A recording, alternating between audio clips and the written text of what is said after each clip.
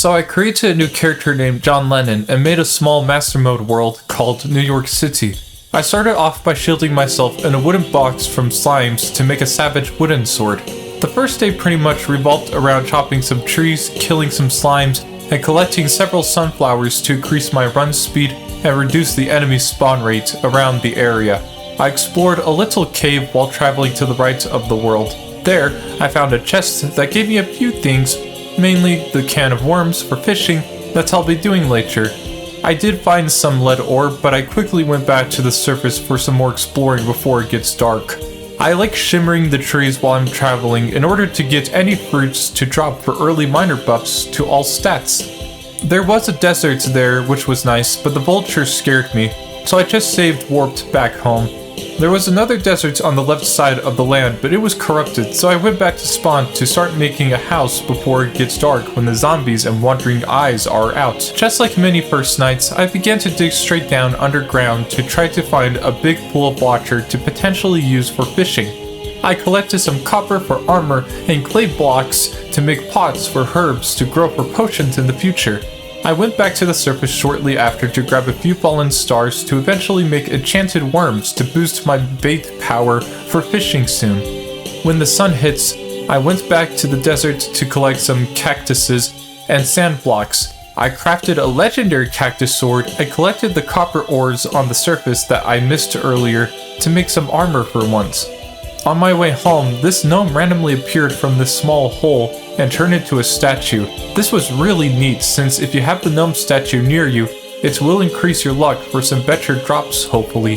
The merchant also arrived now that I have over 50 silver coins, so I bought the bug net to catch more worms from breaking these rocks and shrubs. I began setting up an area for crafting, storage, and for growing a few plants in my puny little base. I went back underground and found a body of water and another one on top, which I planned to combine to make a really good spot for fishing.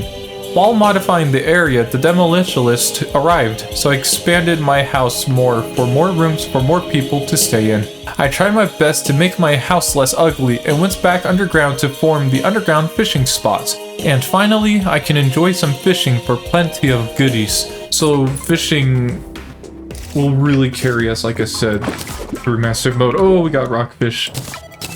Look at that, see that? 24 melee damage. Yeah, I'm gonna head back now. The results were the rockfish, 12 wooden crates, 4 iron crates, and several fishes for making potions, and food for stats improvements. Well, I'll give them these.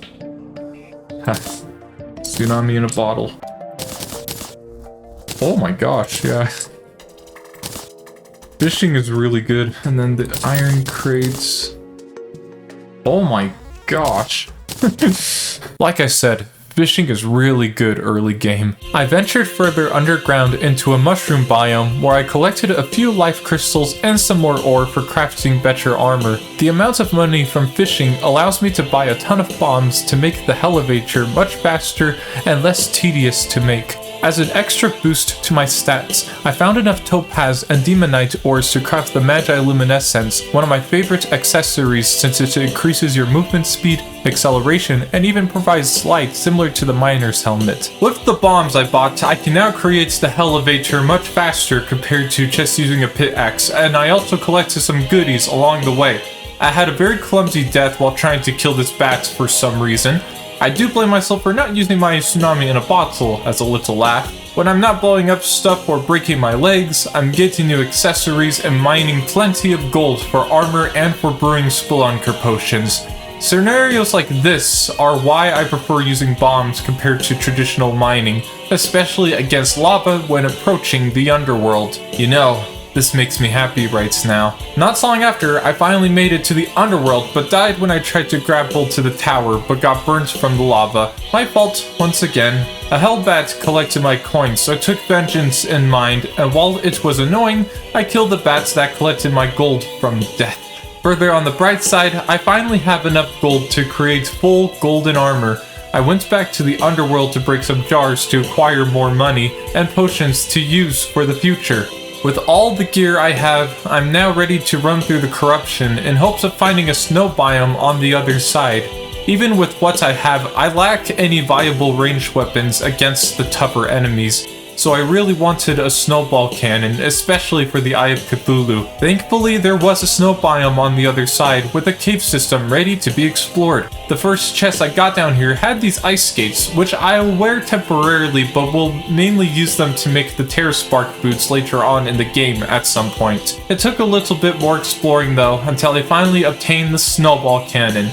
I wanted to use my Spelunker potions while I'm down here, so I did more treasure hunting to try to find an ice magic mirror to replace my recall potions permanently. I did collect more life crystals and demonite ores to make a better fishing rod that will be used to fish up for an even stronger weapon that I wanted. Sometime later though, I found the ice magic mirror, and then I eventually used it to return home, safe and sound. Also, I didn't know until now that the Flink's Furs with some gold can make a summoning staff for the early game, so when it comes to exploring the snow caverns, it was definitely worth it.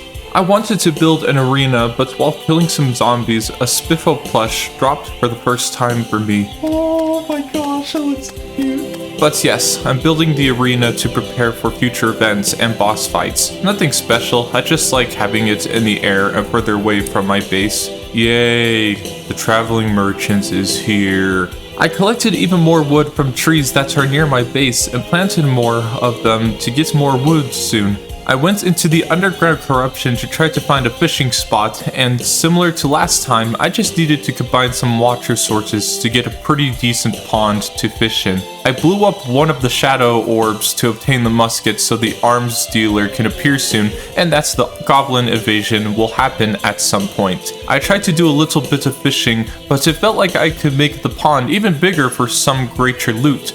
So I went back home to craft 30 water buckets to combine the water sources together. Finally, I set up my little fishing shed to start fishing consistently in the underground corruption to obtain. Oh my gosh, I already got it. Look at that, that's even more damage. Well, that was pretty nice. I returned home after that and worked on crafting some potions for some buffs that I'll use for boss fights and other areas in the game that I might die easily in. Since I was gonna have more NPCs moving in, I decided to landscape the area to start building a house. A really cool house, I tell ya. After that, I used my gravitation potion to try to explore the Sky Islands for some goodies. Thankfully, the first chest I got had the Star Fury, which will come in handy in some situations, especially the jungle. I couldn't find any more Sky Islands while traveling to the left side of the world, and the only other one I did find had some pretty useless loot. So I just returned home right after the trek. I've been consistently collecting stars to use them for the star cannon that I wanted to use against the Wall of Flesh eventually. I went back to looting the Sky Islands, but there was nothing crazy to mention about from what I got.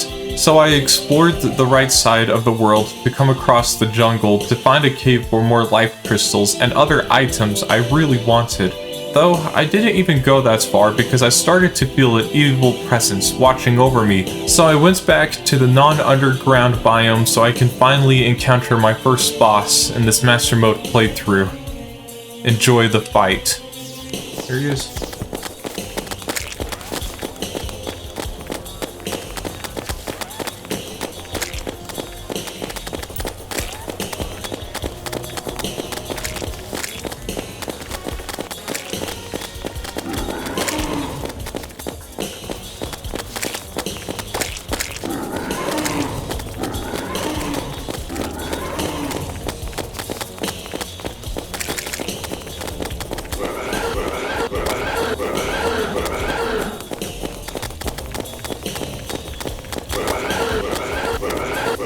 Yeah, his damage isn't the greatest.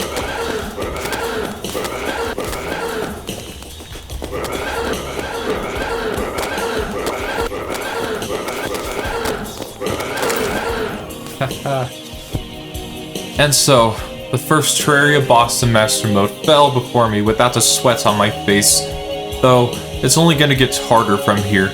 I've enjoyed this adventure so far, and yet have much to do on my journey to kill the Moon Lord in Master Mode for the first time.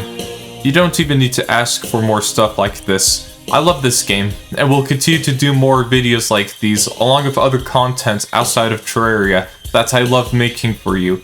Until next time, folks. Until next time.